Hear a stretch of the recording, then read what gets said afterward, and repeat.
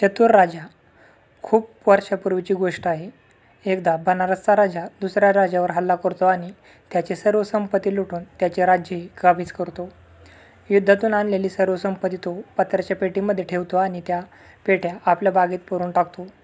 या युद्धाच्या धामधुमीत पराभूत राजाचा राजकुमार स्वतःची सुटका करून घेतो आणि तो तिथून पळून जातो. विजेत्या राजाने त्याला कधीच पाहिलेले नसते. राजकुमार संन्याशाचे रूप धारण करतो आणि बनारसच्या राजाला भेटायला जाण्याचा निर्णय घेतो. तो आणि त्याचे अनुयायी बनारसच्या राजाकडे जातात.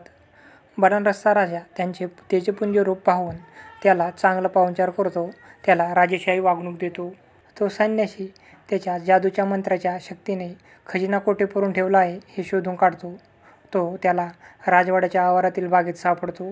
लवकरच ते सारे धन घेऊन तेथून पळून जातो. जेव्हा बनारसच्या राजाला त्याच्या खजिन्याची चोरीबद्दल समजते त्याला खूप दुःख होते. तेव्हा त्याचा प्रधान त्याला म्हणतो, महाराज, आपण का दुःखी होता? जी संपत्ती तुमची कधीच नव्हतीच त्याच्याबद्दल आपण का दुःख बाळगता आहात? बनारसच्या राजाला सत्य समजते. राजा दुःखातून बाहेर पडतो. तात्पर्य, करावे तसे भरावे.